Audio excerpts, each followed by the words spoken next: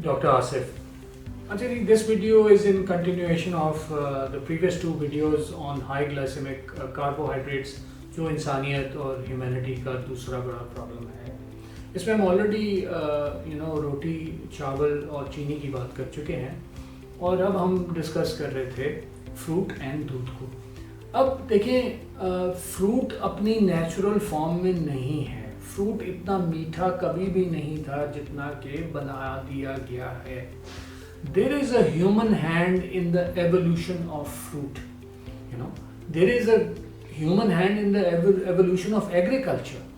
So इसका क्या मतलब है? इसका मतलब ये है कि लेट्स से जंगल में एक आम का दरख्त था और उसके अलावा मुझे जंगल में और भी 10-15 दरख्त नज़र आए. अब मैंने सब दरख्तों से जब खाया तो मुझे पता चला कि उन 15, 20, 50 दरख्तों में से एक दरख्त का आम ज़्यादा मीठा था या थोड़ा सा ज़्यादा मीठा था. अब जब मुझे उस आम का दरख्त नया लगाना पड़ा तो आप सोचें कि उन 15 दरख्तों में से मैंने कौन सा सिलेक्ट किया होगा. मैंने तो वही सिलेक्ट किया जो सबसे ज़्यादा मीठा था. सो इसी तरह हम जो स्वीट वैरायटीज़ थे उनको हमने इग्नोर किया और जो ज़्यादा मीठी फल वाली वैरायटीज़ थी उनको हमने प्रमोट किया. सो ये एक अननेचुरल सिलेक्शन हो गई.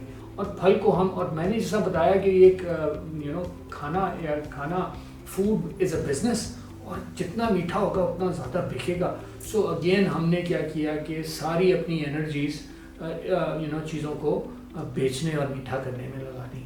सो जंगल में एक और भी मिसाल है कि जंगल में मैं 2 मिसालें और दूंगा क्योंकि ताकि मैं चाह रहा हूँ कि आप इस पॉइंट को अग्री करें और कमेंट्स में मुझे बताएं कि why would you disagree and what is your logic. Because again, a lot of research is based on, how things have evolved.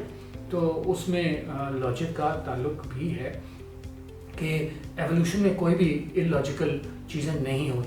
मिसाल के तौर पे केलों के अगर लेट से दरख्त पे केले लगे हुए थे तो इंसान ने क्या किया कि जो लेट से वहाँ पे केले लगे होंगे वो सब्ज़ रंग के हैं. सो इंसान ने कहा कि जी चलो अभी तो ये सब्ज़ है, मैं 1 महीने के बाद आऊँगा, मुझे तो येलो बनानास पसंद है, मैं तो बनाना जब वो राइपन होंगे, ये पक जाएंगे, मैं तब खाऊँगा. तो महीने बाद अगर आप उस केले के दरख्त को आते तो क्या होता कि बंदर, एप्स जो हैं वहाँ पे, बोनोबोज, चिंपैंजीज, गोरिल्लाज, उन्होंने आपका इंतज़ार तो नहीं करना था और आपके बाकी ह्यूमन राइवल्स ने भी नहीं करना था और वो उस दरख्त को खाली कर देना था. सो एक साहब मुझसे बहस करने लग पड़े. उन्होंने कहा नहीं डॉक्टर साहब ये तो बिल्कुल आपकी जो है ना लॉजिक ठीक नहीं है, मैं तो इसको यकीन नहीं करता. तो मैंने कहा आप इस तरह कीजिएगा कि आप अपने घर के बाहर सड़क के ऊपर एक अमरूद का दरख्त लगा दीजिएगा और जब उस पर अमरूद पक जाए तो आप मुझे पके हुए अमरूद भिजवा दीजिएगा और ख़ुद भी खा लीजिएगा. सो उनको बात समझ में आ गई. उन्हें ये समझ में आ गई कि अमरूद अभी पूरा बड़ा भी नहीं हुआ होगा, राइपन भी नहीं हुआ होगा. जो गुजरता हुआ इंसान वो कच्चे अमरूद ही ख़त्म हो गए, वो कभी पके ही नहीं होते. कच्चे अमरूद मीठे नहीं होते, वो थोड़े से सावर होते हैं, खट्टे होते हैं और हल्की सी उनमें मिठास होती है, लो ग्लाइसेमिक होते हैं. So low glycemic fruits are healthy and high glycemic fruits are unhealthy and they are man made. इसके बाद हम आखिरी और जिसको कहते हैं हाई ग्लाइसेमिक फूड्स में दूध की बात कर लेते हैं.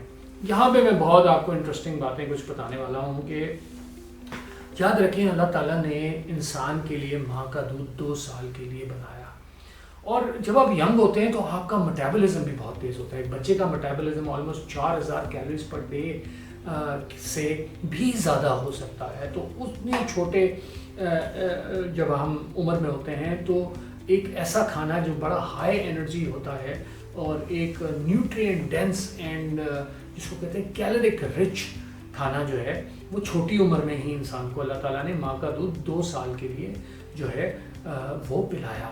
उसके बाद आपको सारी उम्र जंगल में कोई दूध नहीं मिला. अगर हम भैंस की भी मिसाल दें, जो कि मैं मजाक में एक मिसाल देता हूँ कि भैंस भी अपने बच्चे को 6 महीने के बाद लात मार देती है. वो भी कहती है कि बस दूध अब नहीं, अब जाके घास खाओ. सो यहाँ पे मैं आपको वो फैक्ट बताना चाहूँगा विच इज़ सरप्राइजिंग कि देखें जितनी भी कैल्शियम की आपकी रिक्वायरमेंट है वो डार्क लीफी ग्रीन्स खा के पूरी की जा सकती है.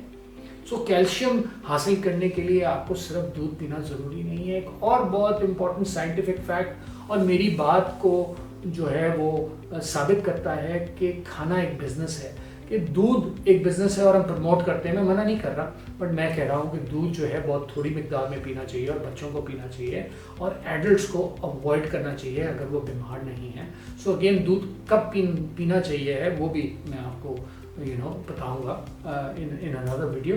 बट नॉर्मल फूड में जो दूध है उसका हिस्सा नहीं होना चाहिए, क्योंकि अगर हम कैल्शियम हासिल करने के लिए दूध पी रहे हैं और प्रोटीन के लिए दूध पी रहे हैं तो दूसरी सोर्सेज अच्छी हैं।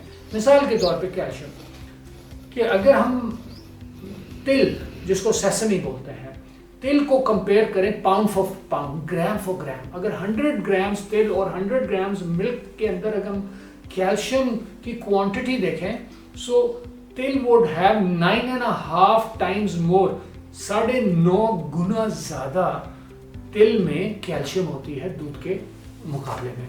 सो अब आप सोचिए कि अगर आप 1 चम्मच तिल खा लें तो आपकी कैल्शियम रिक्वायरमेंट पूरे दिन की ऑलमोस्ट पूरी हो जाती है।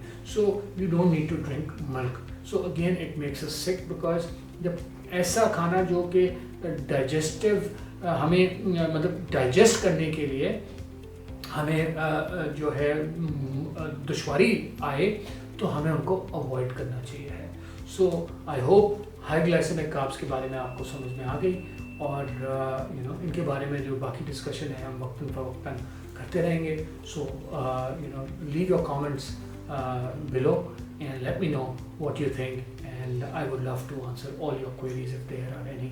So looking forward, and you take care. Allah Hafiz.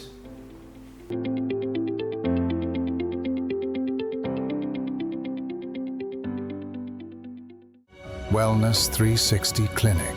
For appointment, call on 033 315 10265.